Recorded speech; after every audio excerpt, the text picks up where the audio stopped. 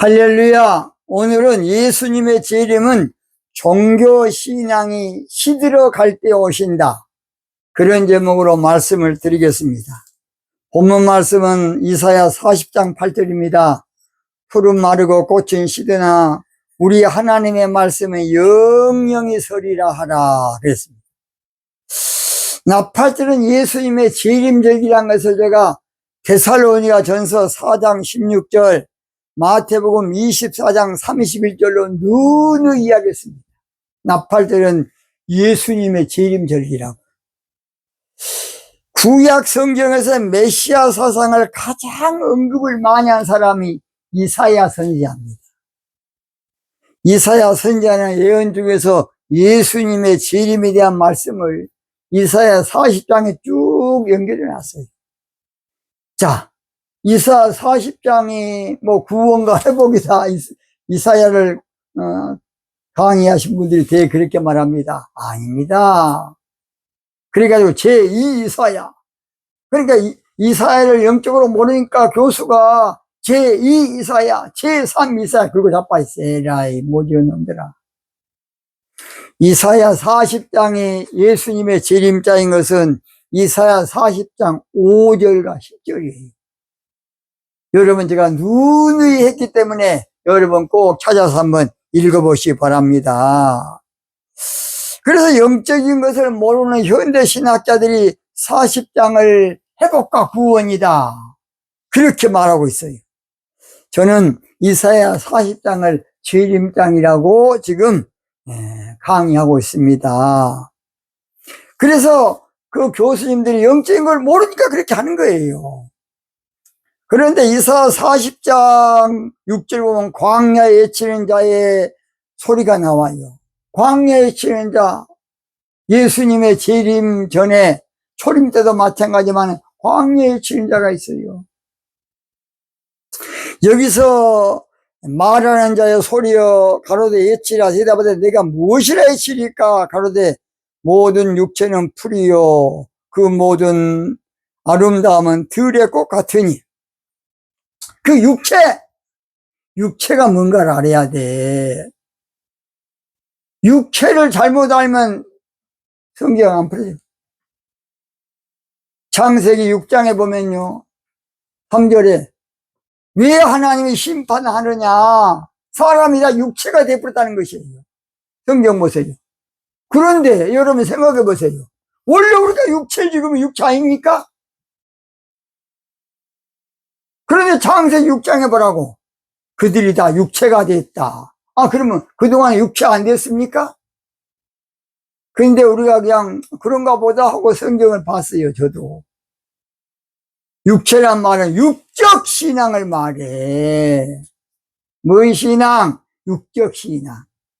그래서 여기서 풀이나 꽃은 육적 종교 신앙을 말하는 것이에요. 육적 뭔 신앙? 육적인 종교 신앙. 나팔절 되면 그래서 육적으로 융성했던 종교 신앙이 모두 이제 시들어 간다 그 말이에요. 시들어가. 그래서 오늘 저는 본문을 통해서 예수님의 재림은 종교 신앙이 시들어갈 때 신앙이다. 먼저 40장 8절 상반절, 푸른 마르고 꽃은 시드나. 아까 그랬죠?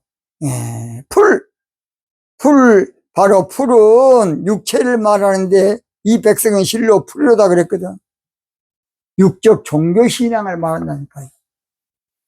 그래서 풀은 마르고 꽃은 시드나.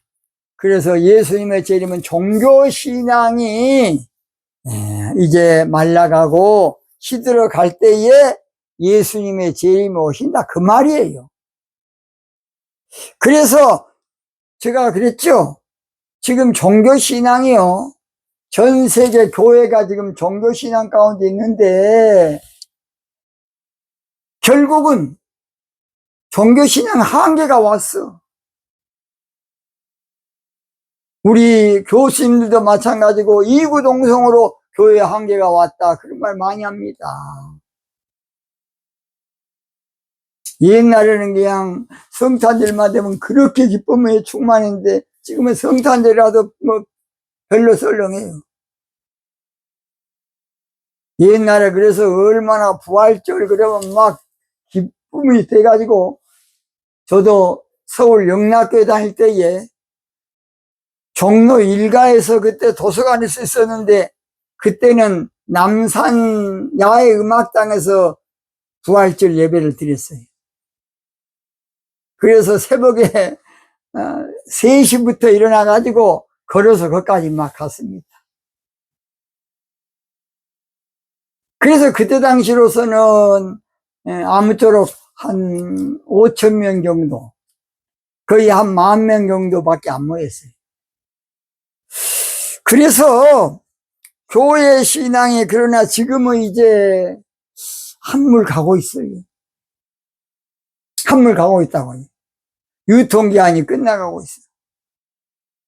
그럴 때에 우리 주님께서 늦은비 성령으로 우리 가운데 오셔서 알곡 신부 만들 겁니다.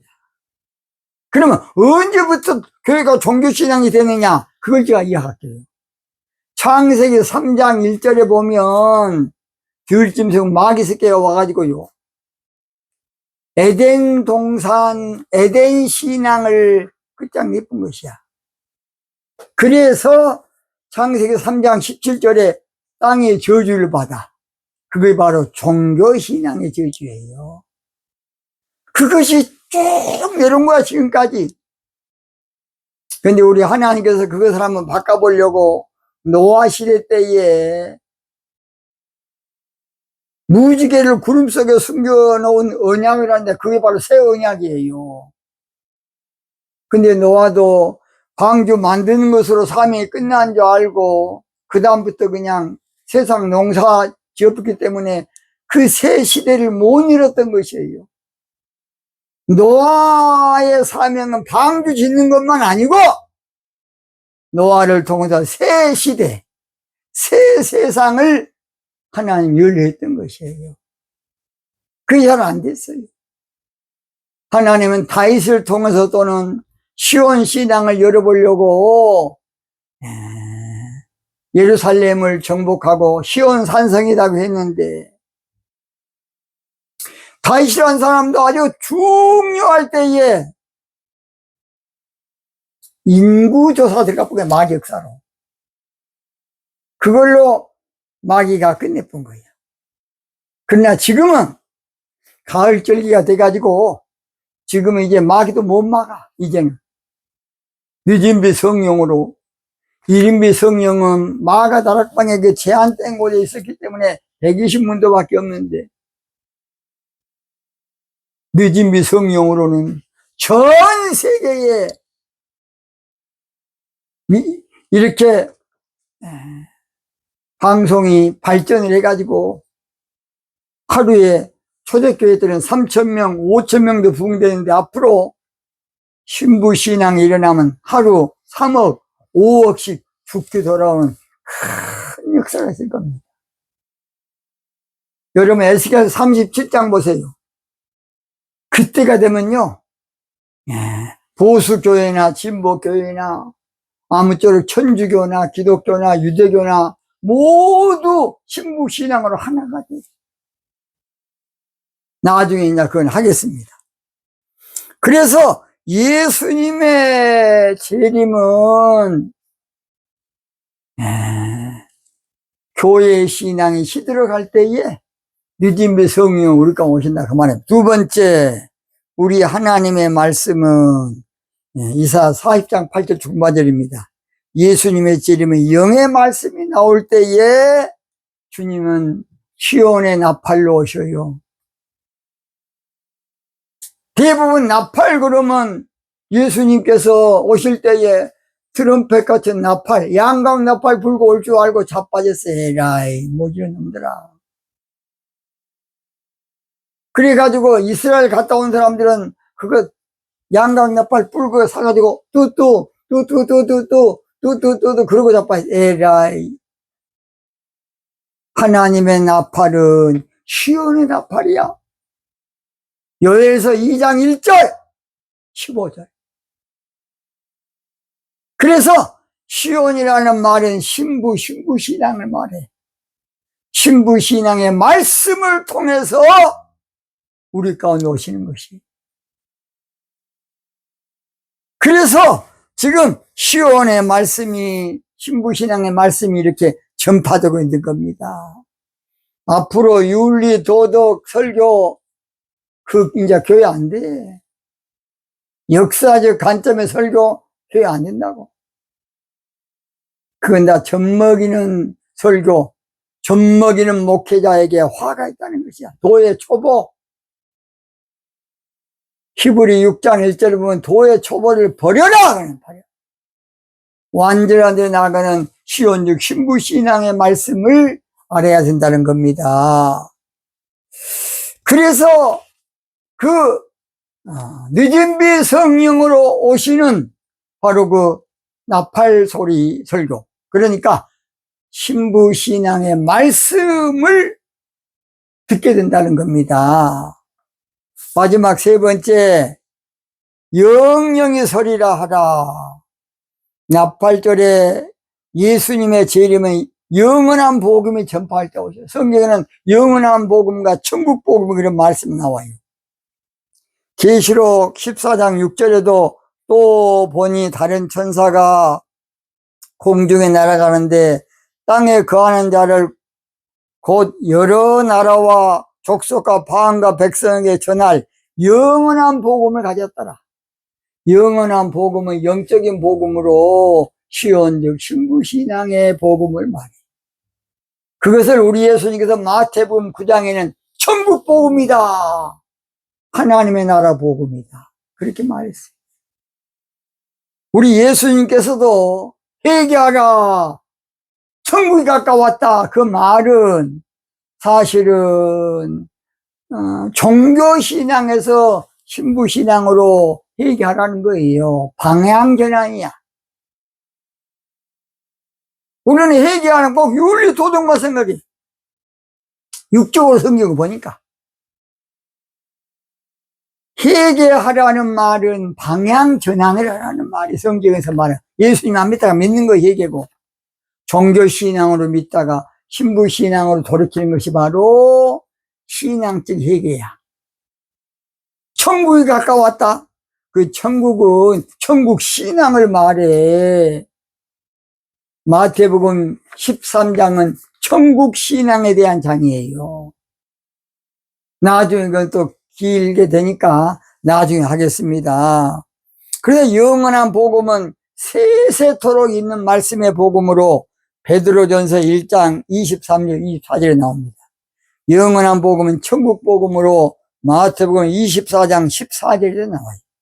영원한 복음은 하나님의 복음으로 사일전 2장 2절에 나와요. 영원한 복음은 은혜의 복음으로 사도행전 20장 24절에 나옵니다. 결론 마칩니다. 예수님의 재림은 종교신앙이 시들어갈 때에, 고사에 갈 때에, 끝장 나갈 때에, 한마디로 말해서 종교신앙, 지금 이렇게 교회신앙이죠. 종교신앙이 이제 유통기한이 끝났어. 끝날 때에 신부신앙으로 알곡신부 만들어서 천국 곳간에 들어가는 것이. 그래서 예수님의 재림은 기쁜 소식으로서, 여러분 뭐 제일 기쁜 것이 세상에? 예수님이 초림할 때 기쁜 소식이고, 예수님이 성령으로 우리 가운데 오시는 것이 가장 기쁜 소식이에요, 여러분. 성령 받는 것이 가장 기쁜 일이라고요. 성령 받는 것은 예수님을 내가 영접하는 것이고, 맞아드리는 것이고, 예수님을 내가 모셔드리는 것이에요. 믿음의 성령으로 앞으로 이 엄청난 일이 전 세계적으로 이루어질 겁니다. 이 기쁜 소식을 온 세상 전하세, 큰 환난 고통을 당하는 자에게 주 믿는 성도들 다 다 전할 소식은 성령이 오셨다.